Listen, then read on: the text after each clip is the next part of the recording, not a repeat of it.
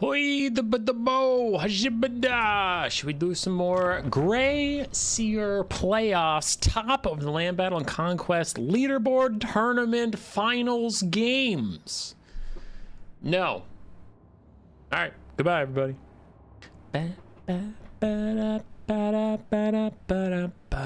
Roll the credits. There are the patrons. Patreon is cool. Kind of like a YouTube community member, but I can't link any benefits there because that's weird and YouTube doesn't play well with others. Bam, bam, bam, ba-dum, ba-dum, bum. Have fun? Did you have fun with that? Because it was stupid. I'm a stupid person who does stupid little bits sometimes. All right, we're here. We're back. Let's get this nice and bigger fit to screen. Bam! Huge! So if you are clicking on this video is part 4. So 1, 2, and 3 have already passed. We see the results on the screen here, but we have Odium Flower versus Rider of Rohan, and then Blood Penguin versus Sexy Boy. We'll be doing those 2 series, even if they are the longest series I've ever cast in my entire life. We're going to cast both those. Let's go. Never mind. I don't have the replays of Flower versus Rider, so I guess we're not going to cast that one just now. Not yet. Yeah, okay, cool. Okay, so this video is just going to be Blood Penguin versus Sexy Boy, and then, yeah, we'll figure that out. Cool. All right, let's go. Okay, we got to change the names. Looks like Sexy Boy sent it in, so I have to unfortunately keep saying that out loud on the internet. That's fun. It is his name. It is his name.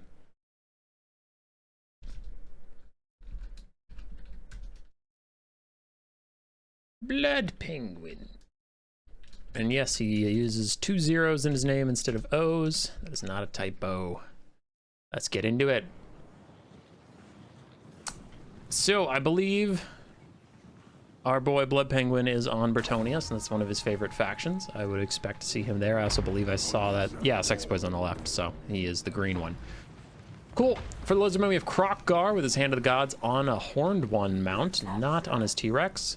King Priest of Heavens with Curse of the Midnight Wind and Harmonic Convergence, then some Cold One Spear Riders, Skink cohorts, Cold One Riders, and more Skinks. Couple Saurus Spears in the back too. This actually makes a lot of sense to me. So what he's trying to do is just stat debuff the Bretonians and win the cav fights and buff up his own stats, because Cold Ones have amazing armor piercing values, but their melee attack is pretty god-awful. And Bretonian's melee defense is about equal to the melee attack. Sure, you get some bonus versus large, yada yada, I get it. But you really want to buff or debuff these cav engagements with your Cold One Knights. Just kill the Bretonian Knights and crush them from there. On the Bretonian side, we have a Peasant Mob frontline, Spearmen at Arms secondary line, so a lot of infantry for a Bretonian build. A couple Peasant Bowmen, 1 Field Trebuchet, a Beast Cast with just Flock of Doom, Lewin Leoncoeur, and then Questing Knights and Knights of the Realm for the Knight Corps. Questing Knights trying to bring some armor piercing against those dinosaur hides. They do have 90 armor, so even the Questing Knights lack bonus versus large. But you can see, look at this, Curse of Midnight Wind, they're down to 16 melee attack. They're just not going to get much damage in. Sword of Crone dives down to reduce the melee defense and armor of those Cold One Knights and help out a little bit, but so far, Sexy Boy's Gambit seems to be working. The Cold One Knights are getting better engagements. The Skinks and Peasants are slapping against each other. That's really going nowhere quickly, but the back line is where the entire engagement's going to happen. Paco cohort fights some Knights of the Realm on top of Field Trebuchet. They're going to get recharged by Questing Knights. That is a pretty big problem, and I wonder if there's a Harmonic Convergence for them, because I did just, we saw the Curse of the Midnight Wind. No, Harmonic Convergence over here on these Cold One Spear Riders, so the Paco cohort are going to get shredded right now. Ooh, especially with the Sword of Crone coming in. That's probably the death knell for that expensive regiment around, but more Cold One Spear Riders are coming in, and we can see the Bretonians are attritioning out pretty badly. Neither side brought healing, so all damage is going to stick. And the Lizards just have more mass to throw at this, more health to throw into the grinder. Another Curse of the Midnight Wind is down. Not too much it's going to do here. It is helping one Cold One Spear Rider not die as quickly, but the Paco cohort are already gone. Lewin dives down again, supports the other fight, and gets rid of those Cold One Spear Riders. And the Bounce Power has turned sharply against the Lizardmen. While I've been singing their praises, apparently, Balance Power does not agree. For Bretonia, we have 4 very injured knights left and then a full health Lewin. I guess that is quite a lot.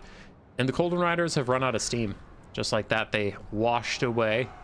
We now have 1 Colden Rider left, and yeah, Lizardmen are just going to throw in the towel. They don't need to slowly grind it out to learn that they have lost. Interesting. I really, really liked the idea, and it looked like it was working until, like, all of a sudden it just didn't. Everything broke and ran at the same time. I feel like this is what happens when I do my greenskin builds, but, like, I get a little too hyphy and just do all pig boys all the time. Like, 12 between Savage Orc Boar Boys, Boar Boy Biggins, and then Orc Boar Boys. I just run out of damage, and it feels weird, so. Rip. Good win for Bretonia. 1-0 start here for Blood Penguin. Questing Knights did fine. Men-at-Arms did okay. Archers did okay. Knights of the Realm still performed super well.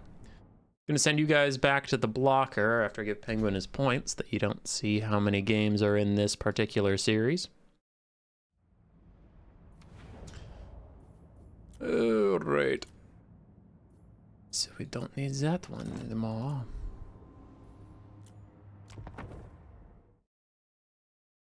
Next game is Wood Elves versus the Beastmen. Nice little matchup. Let me, on the other screen while we load, a message about stuff I am missing.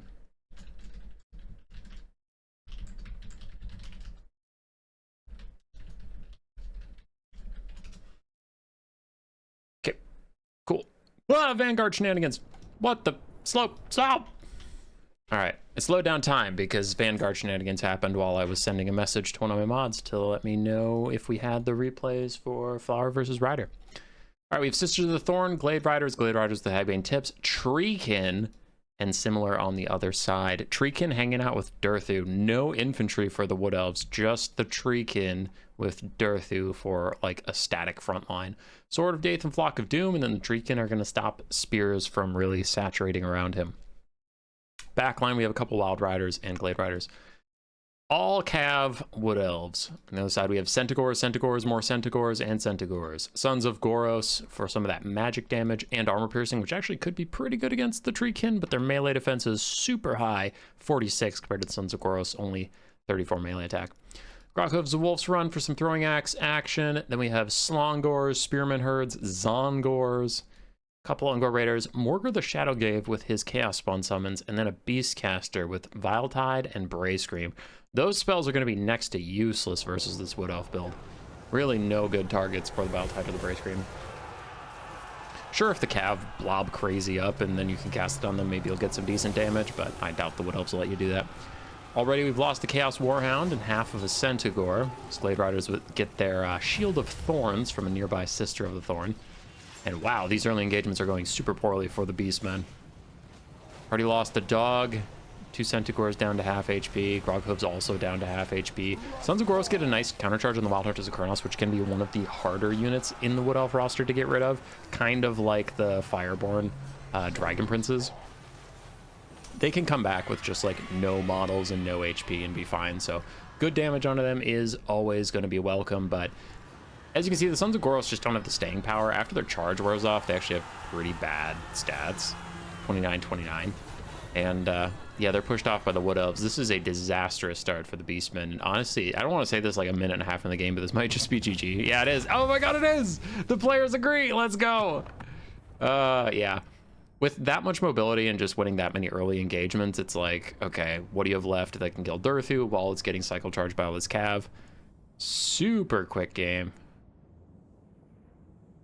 A minute and a half game. I wonder how long their pick and ban phase was, and then I wonder how long their army build was, and then they just load into the game and it's over. They're like, God damn it. Stupid!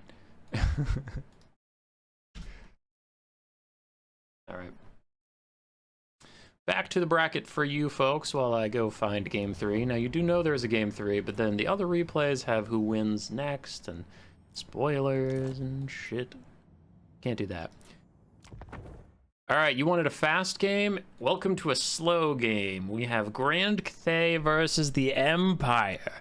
Box versus box. Degenerate blob versus degenerate war wagon kite. Two of the no fun, poo-poo, dum-dum factions in the game. So on one side we're going to see Jade Warriors all around a Zhengdu War Drum, and on the other side we're going to see Spearmen and Swordsmen overlapped hand in hand with a fire rain rocket, and this game sucks and I don't want to cast it. Woo! I was wrong. The builds are entirely different. We have Zhao Ming, the Iron Dragon, with no spells, so just his self-heal. We have a Astromancer on a Moonbird. That's interesting. Chain Lightning, Harmonic Convergence, and Curse of the Midnight Wind. A couple great Long Riders, the Empress, what? There we go. The Empress Croman, Onyx Croman. I thought I was injecting that, but it actually is just called the Empress Croman. A couple Jade Lancers, and then a Peasant Spear frontline. On the side for the Empire, a very wide build. We have Empire Knights, Spearmen, and Swordsmen interlocked through the front line, so I wasn't that wrong about that. But then we have Nuln Ironsides, the Silver Bullets, because Blood Penguin goes nowhere without his Silver Bullets, and then 3 Empire Knights with Boris Toddbringer and a Grey Wizard that has Melkoths and Pendulum. I'm ready to be wrong, but I gotta say, I really like the look of the Empire build, and I'm sus of the Cathay build. I think the Cathay build is very cool, and I prefer to watch this over some other Cathay strategies, but Long Riders have often failed me in the past, and they seem to be a lot of the damage potential of this army. We have 2 Long Riders, one of which is the ROR, and then a Moonbird Astromancer. You're asking a lot out of a unit I don't believe in. Silver Bullets are trying to tee off onto the Long Riders while the Nuln Ironsides held their ground, and now they're getting charged by more stuff. These other Nuln Ironsides are just turning and firing. Peasant Spears are never going to get through the Empire's front line. Hazel is whining because she's a stinky. We just went on a walk, so you have nothing to whine about. You are fine. Anyway, Peasant Spears are never going to get through the front line, so really it is just all this backline action. We can already see a Peasant Horseman is routing. The Long ROR is taking a lot of damage. Nice Curse of the Midnight Wind overcast down onto Boris and all these guys, but my problem with it is the damage is not coming from the Empire Knights, so reducing their melee stats is good. It's good, not complaining. But it's not actually reducing the damage coming in on your guys, because the damage coming in on your guys is coming from the Nuln Ironsides and the Silver Bullets. It's a good amount of damage from the Empire in the early game. The Long Riders, to their credit, are holding steady leadership-wise. They're going nowhere and nowhere quickly as the Nuln Ironsides and Handgunners turn and keep firing. Empress Croman going to shut down the Handgunners. Other Croman going to suicide dive onto the Nuln Ironsides, and the Nuln Ironsides will actually win that in melee, but it's all about buying time for these cav to not get messed up. Meanwhile, Empire Knights are holding steady, holding against the Jade Lancers. Men of the Empire unite. The bounce power is dead even for now. Blood Penguin is going to have to shift some of its infantry back here to fight. And I guess that could be a problem. Is I'm seeing a late game forming where it's like a crap ton of garbage infantry trying to kill cycle charging Cav and Zhao Ming and stuff, and they could just get picked off. They could. Nuln Ironsides and Handgunners trying to protect each other. It's not working out so well. Cathay does seem to be getting some momentum as a beautiful chain lightning comes down from the Astromancer, tearing through the men of the Empire. Ooey, owie, should have picked Dowie for that spell resistance. It's a lot of dead Imperials. Bounce power is actually slightly in the Empire's favor, though. And Toddy is hunting for Zhao Ming. Zhao Ming does have a big heal in the back pocket if you damage him too much while he's in dragon form. So here we're getting to the late game I predicted. I predicted this late game in the middle of the game, so, you know, pretty far-sighted prediction there. I think in about a minute this will happen. But it's a metric shit ton of low-tier state troops. All very healthy, all very annoying for Cathay to deal with. Sure, they exist. You gotta kill them. But a lot of your dangerous units are dead. The Nuln Ironsides are routed for the hills. Handgunners are depleted. So there is a world where Cathay is able to stabilize and then just cycle charges their way to a win. It's still looking a little bleak because while the Empire has all of these crappy state troops, it's like, okay, you're talking a lot of shit about the state troops. What does Cathay have? I guess the Moonbird, Zhao Ming, 1 Peasant Longspear. End of list. Like, their cav is depleted too, so the cycle charge is going to be all Zhao Ming. And Boris is honestly a better duelist than Zhao Ming is. Boars don't mess around.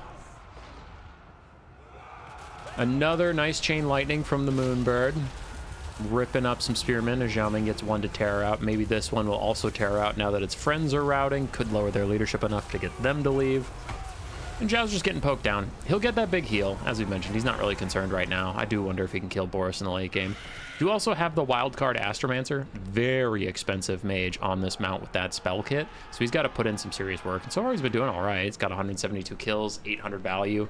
800's not the most, but, you know, someone's got to kill all these spears. Null and Ironsides reset up, firing over this broken farmer's fence at the Iron Dragon. A lot of damage onto him, procs his heal and his damage resistance, and in the nick of time as Boris comes in, so that damage resistance is going to be quite nice against Boris. So 40% ward save, pretty good. It's still looking quite bad though for Cathay in my opinion, because Boris is just clowning on this fool, and there's no healing left. The ward save's about to wear off. Still have some calves, still have some peasant long spears. Man, these Ironsides just can't be stopped. They're over here firing in on a clash between Giant Dragon and Bird. Moonbird Lord's trying to get some work done, but he's now surrounded in swordsmen. Hazel's wandering around. What are you doing? What are you doing? What is this? Okay. I'm sorry, I hate my dog, so I need to yell at her at all occasions possible. Xiaoming is still trying to just path away from Boris. He's trying to get an attack order so he can get that really good charge animation, and that'll just take him very far away from Boris, because it doesn't matter that he's slowed and whatnot. If he gets the charge animation, it goes to set speed anyway. Another nice chain lightning ripping up some spearmen, but there's more, and there's more, and there's more. How many chain lightnings do you have, Moon Man? Because there's so many state troops to throw into the blender. You still have to kill 800 state troops. It's too many. And Xiaoming's just getting bodied by Boris. He has been for a while. He's having a really tough time escaping. Melkoth's down from the Grey Wizard of the Empire. I think we're just watching the death now, because Boris can also take out the Astromancer, so it's not even a problem. I've had a couple games recently that I've lost versus High Elves of the Empire. It's like I have 4 Spearmen and an Empire Knight versus Eltharion the Grim. And then Eltharion can legitimately kill them all.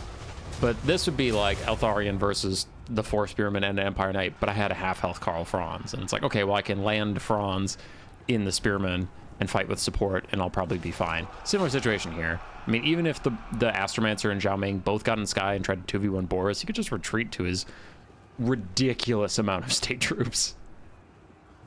He has so many. Peasant Long Spear's getting taken out by some swordsmen. Xiaoming still somehow alive. His stupid snake body keeping him very safe as Boris just tries to put the finishing touches on him, because without Xiaoming, this game's over. Astromancer's not nearly good enough combatant to handle Boris. His leadership would falter without Xiaoming, and also a lot of the Cathay units that are allowing him to stay flying without taking leadership debuffs would also rout without Xiaoming. Boris is trying to fight the Astromancer, 3145 versus 3332. But Boris has armor piercing, whereas the Moonbird does not. Harmonic Convergence onto Xiaoming. Interesting. Just as Boris dives down to take the fight. So 70 melee defense, 55 melee attack. This is actually maybe the worst time to try and fight Xiaoming, but I don't think, you know, you're not used to dealing with Harmonic Convergence, so maybe he's not like looking out for it, and he just sees a 0 health of Xiaoming sitting on top of spears right beneath him. He's like, I can dive on that. That's a thing I can do. As more Nulled Ironsides, baby! Nulled Ironsides are back! They never give in! They never surrender! And the range damage is just so much more consistent than what Boris can provide. So Boris dives in, finally finishes off Xiaoming. Without Xiaoming, peasants aren't coming back. Without the peasants coming back, the Moon Boy has to stay in combat. And if the Moon Boy has to stay in combat, the Moon Boy loses. GG's. It was a cool Cathay build. I just, like I said at the start, Longma Riders have betrayed me more times than I can count. So I saw 2 of them and I was like, I don't know about this, Captain.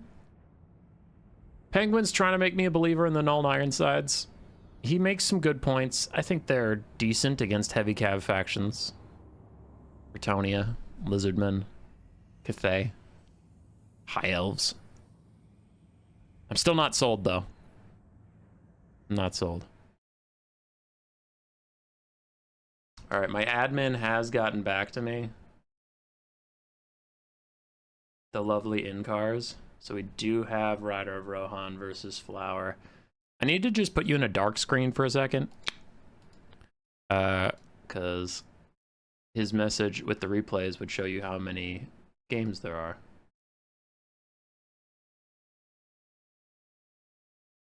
Also, we used lots of swear words. So many swear words.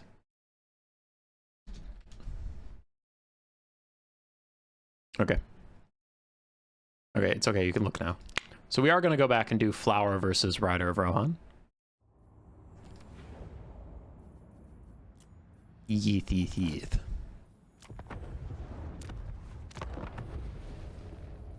Flower versus Rider 1. A Dark Elf mirror match to start things off. Interesting. Flower.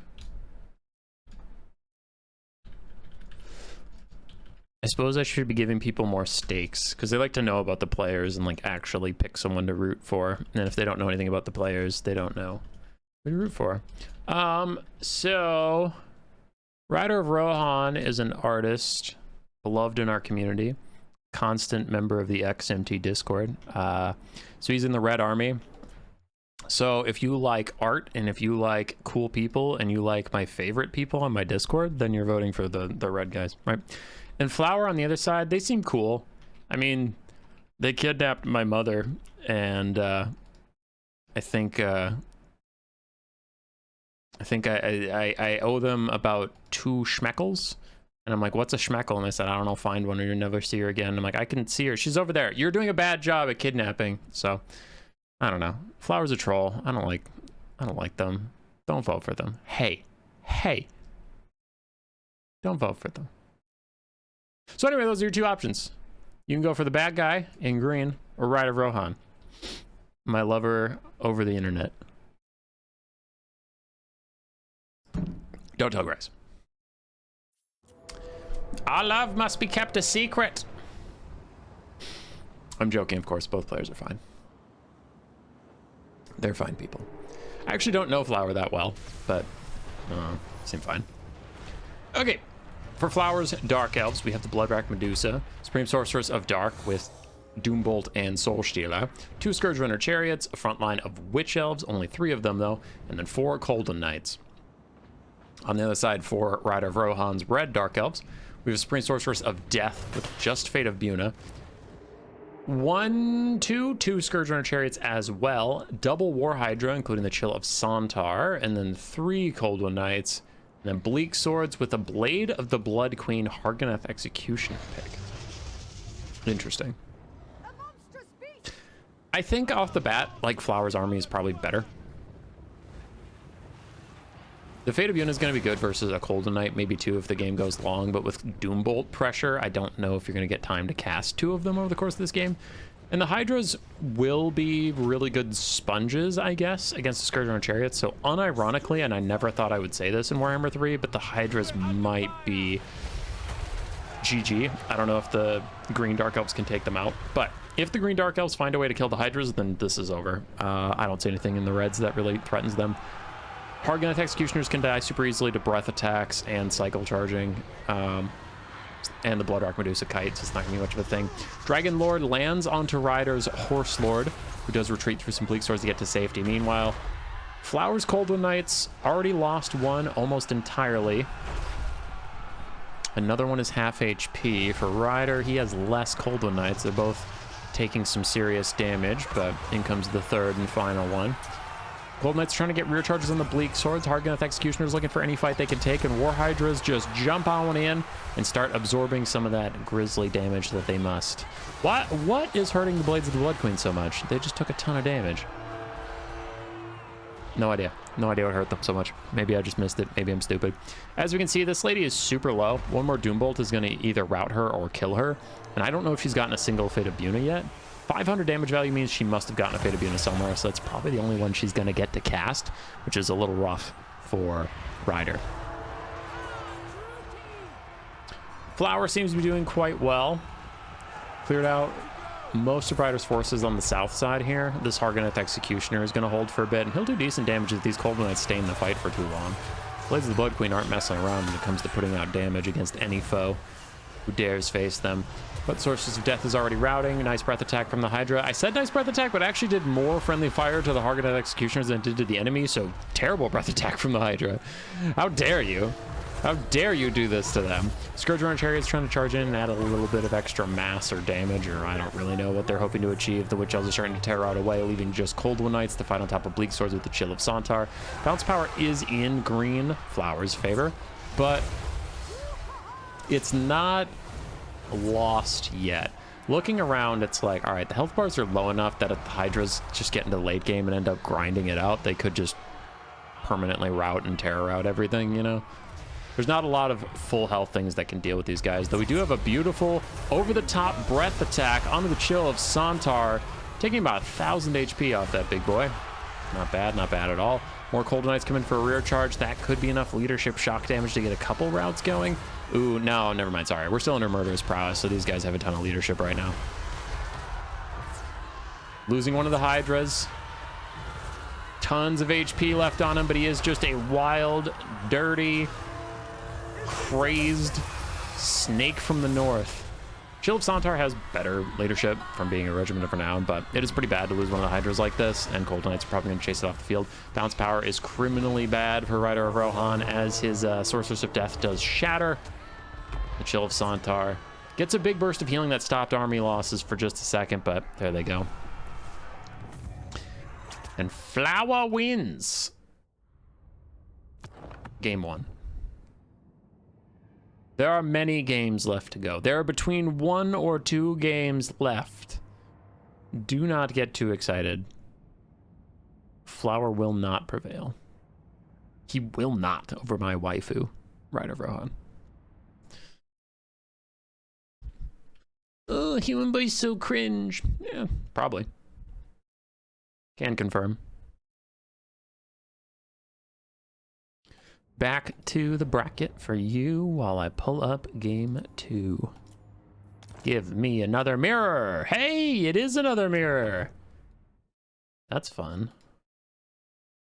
That's fun. Flower on the Demons of Chaos versus Rider of Rohan on the Demons of my Warhammer experience, the High Elves. This High Elf build actually looks fine. It's fine. No Oceanids. Oceanids. All right. Demons of Chaos. We have a lot of different mono god demons. We have Hounds of the Blood Hunt, Fleshhound ROR, Shrieking Skyrays, Screamer ROR, Soulgrinder of Tzeentch, an Exalted Keeper of Secrets of Shadows with Pit of Shades and Melkoths, plus of course the Rampage. Then a bunch of pink and blue horrors. Ooh, that's Exalted pink horrors. And the Chromatic Abominations, Blue Horror ROR. 2 Fiends of Slaanesh as well, and that is looking to be a pretty small army, very elite here from the Demons of Chaos. On the High Elf side, Triple Illyrian Reaver Archer, very good unit versus any demonic cavalry besides Blood Crushers. Spearmen and Ship's Company box around a couple archers. We have a couple archers with light armor, 3 Lava Sea Guards with shields, 1 Eagle Claw Bolt Thrower to dissuade the kind of kiting that actually this Soul Grinder is trying to do, but also Exalted Flamers would want to do and whatnot. Double Handmaid of the Other Queen for further poke against Soul Grinders, and an Archmage of Light with just Shem's Burning Gaze and Fa's Protection. Okay. So bow box with an artillery piece to force the demons to come forward.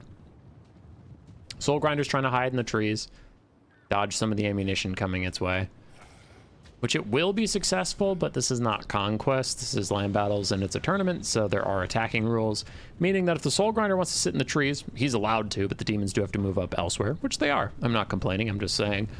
That's what the bolt thrower is doing, where it's like, sure, I'll keep shooting at him. It's going to block most of the stuff, but eventually you guys are going to have to walk forward into the archers or engage somewhere with something.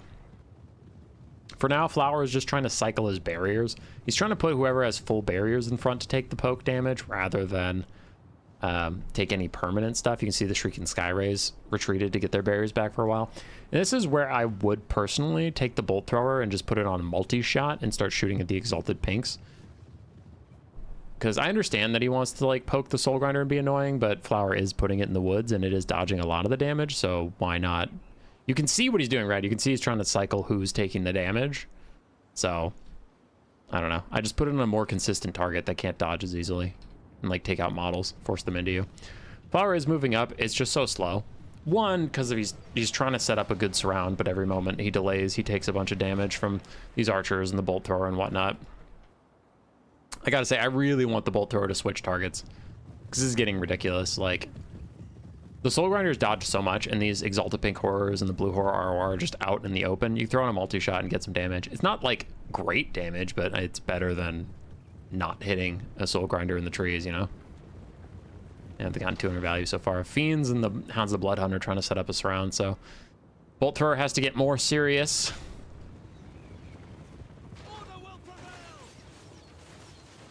Blue Horrors finally got in range of the basic archers, though.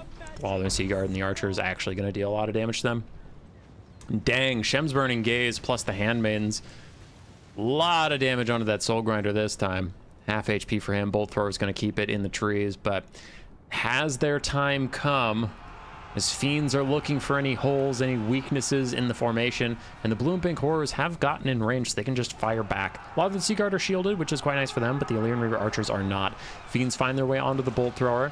Gonna shut that down, and if the artillery piece is actually taken offline, I don't think it'd be wise, but you could see the demons all pull back, try and kite for a while, but I think they're in too close. They're gonna take too much damage trying to pull out, that I don't know if it's entirely worth it. You can see Flower is trying to, though. He's walking back with all of his Blue and Pink Horrors, but the Ship's Company are chasing them down.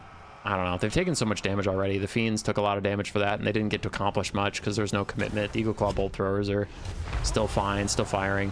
Pit of Shades is out onto some Rampage, Lothern Sea Guard, and Spearmen, and Ship's Company, honestly. Pretty good blob, pretty good Pit of Shades. And the demons are going to try and fall back.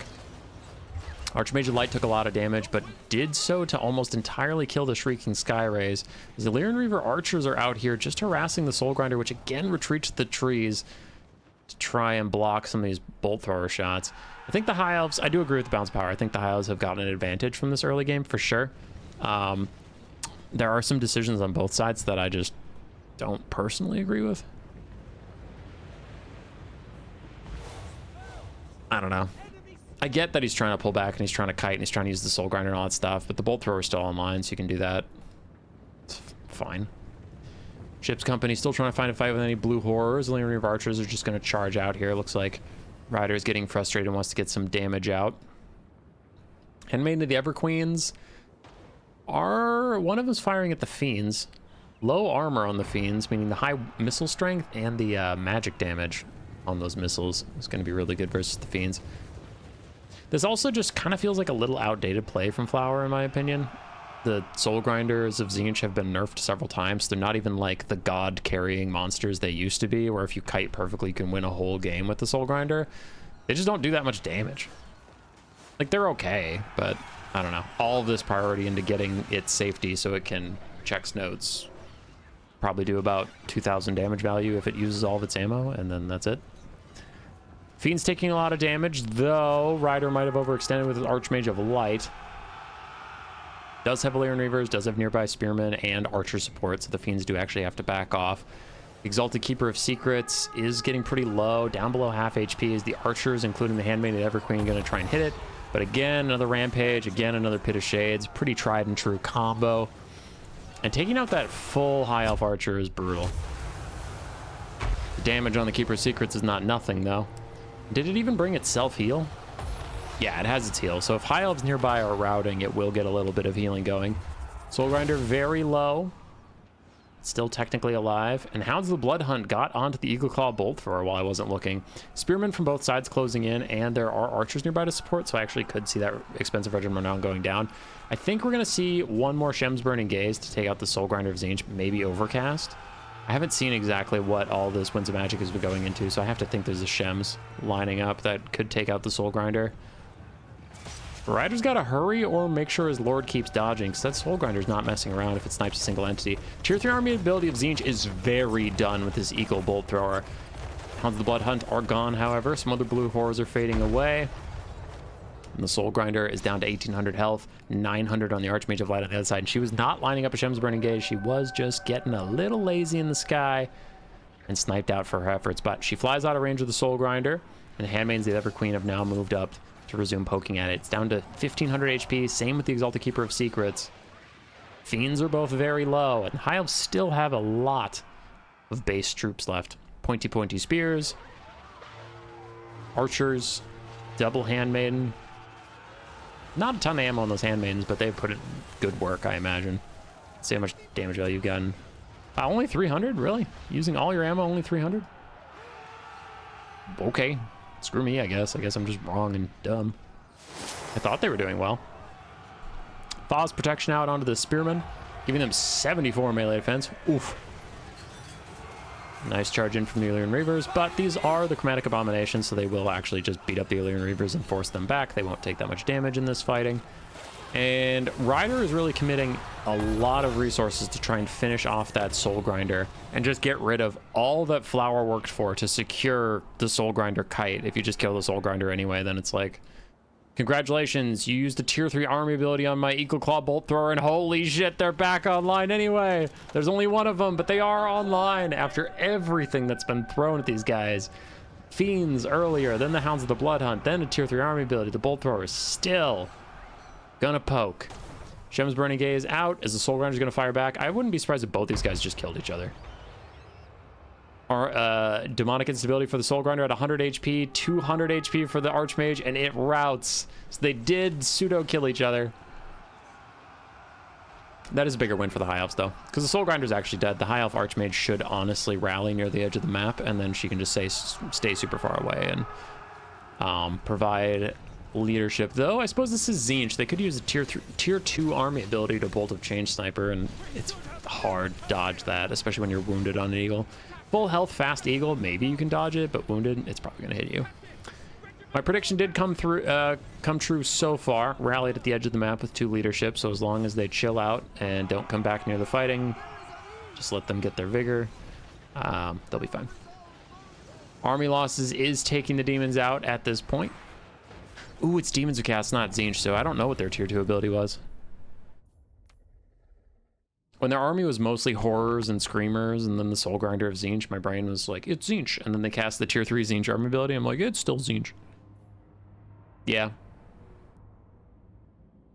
I kind of see what Flower's going for, but I just don't really believe in Soul Grinders after all the nerfs. Ryder's build, I also saw what it was going for. Demons generally don't like being shot by archers. I don't think any of them have true shields. They don't have a lot of armor, so yeah, pretty good build. Really surprised the Handmaiden value was so low. I thought they were doing well. That'll take us to 1-1. And we're going to game 3. I wonder, does Ryder pull out his Wood Elves? Because he likes all the elves. He already played Dark Elves and High Elves.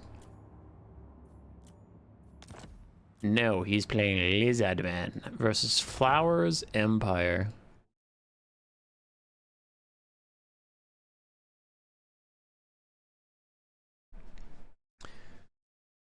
Balthazar Gelt and a crap ton of Outriders versus Mazda and some Dino Boys.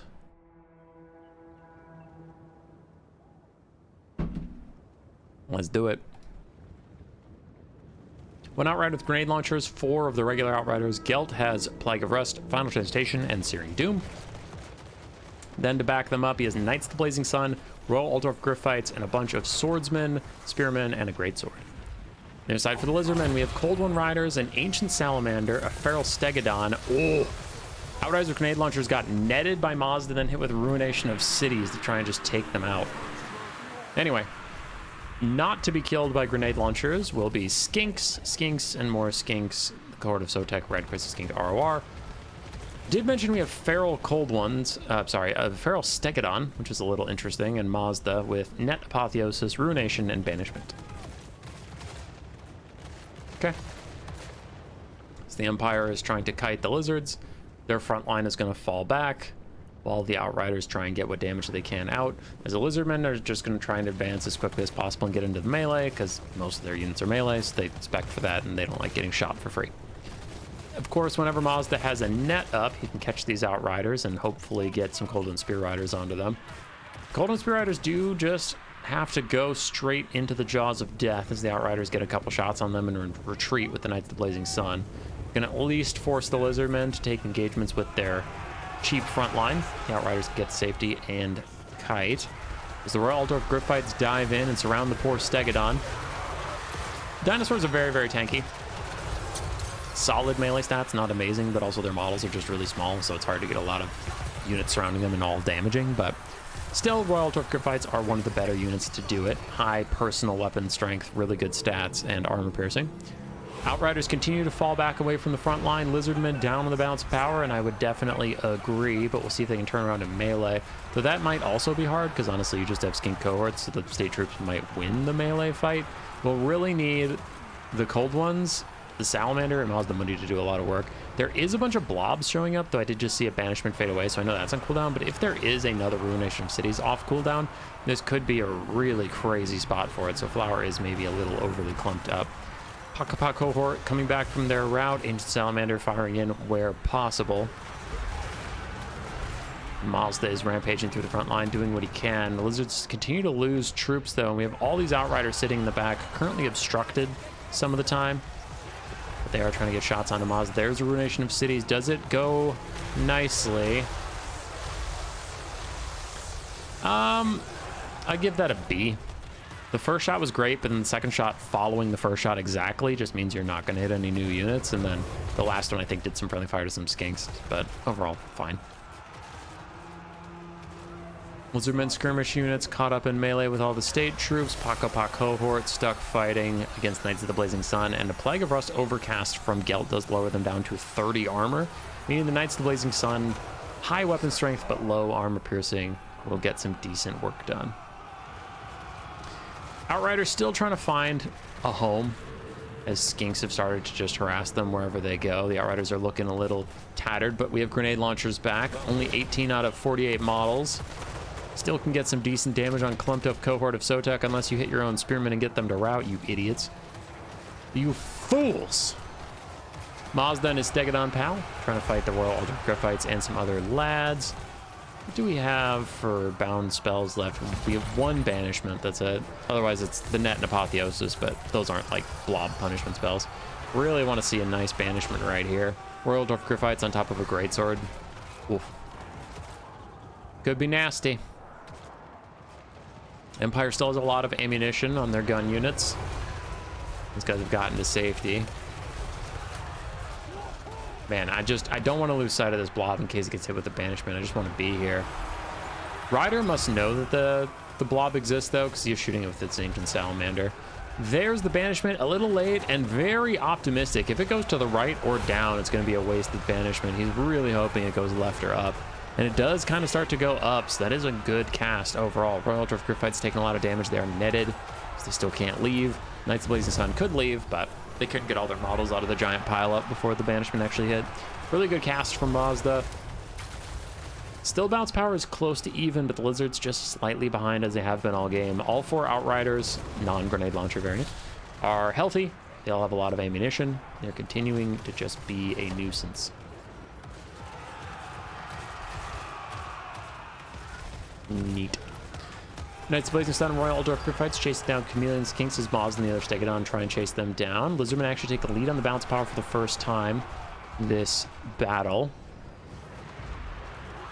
We have the remnants of the grenade launchers over here just firing away at anybody they can get their sights on. Scattered cohort of Sotek getting shot by grenades. Ancient Salamander at half HP. Not a lot of ammunition either. Stegodon and Mazda trying to peel the Royal Altdorf Gryphites off of the Salamander. Mazda gives himself some healing. Doesn't want to share it with his other stinking dinosaurs at this point. Outriders took a little damage from getting caught by skinks. A couple micro mistakes here from Flower, getting punished slightly, but it is difficult to keep all of these Outriders moving all the time. Geld has Final Transmutation, so I think that's probably the play. All three of the single entities are grouped up. From this point on, you either need to force them to take 3 times the damage of a Final Transmutation, or if they want to separate so the Final Trans can't punish them, then the Outriders can pick off whoever separates from the group. So I think that is the play, and he's already forcing it. There's the Final Transmutation. Mazda's going to try and drag it away from his other 2 single entities, which is smart, which is good. Obviously, you don't want them taking all that damage, but without Mazda nearby, now they can get punished a little more heavily. So I believe Mazda's Sunburst Standard or whatever gives missile resistance, yeah, to everything in range. From this point, the balance power is starting to turn in the favor of the Empire. The Stegodon's routing, the Ancient Salamander's about to rouse, and the Blazing Sun are even charging into melee. And it's just a conclave? Concave? Yeah, it's a concave firing formation. They just have the dinosaurs surrounded and firing in on all sides. They're too fast to catch. No mobility left, no range tools left to really deal with them. Ancient Salamander's routing off the map. Stegodon's really close to shattering, and Mazda's now getting pin-cushioned at this point. And all the missile resistance in the world can't save you, my friend. Does throw down Apotheosis for final Defiant heal, but I mean, that's just GG. Outriders have so much ammunition left.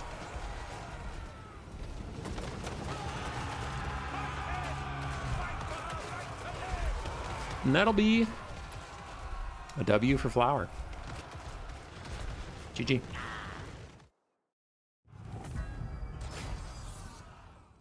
The Pirates of Sartosa are an Empire faction? What?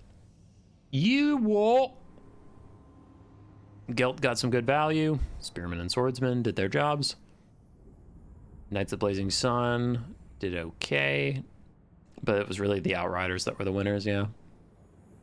For Ride of Rohan, 2,200 on Mazda is pretty good. Ancient Salamander did well. Chameleon Skinks did fine. Basic Skinks did okay. It's really tough in these kite matchups to get a lot of value back, unfortunately. And the Golden Riders just got shot. GG. All right. So with that, I can get rid of the last Empire Seal, blocking the result. I can get rid of the last Flaming Karl Franz to unblock that. There are your quarterfinals. We'll start casting those in the next videos. Goodbye. Roar. Subscribe, yes, yes.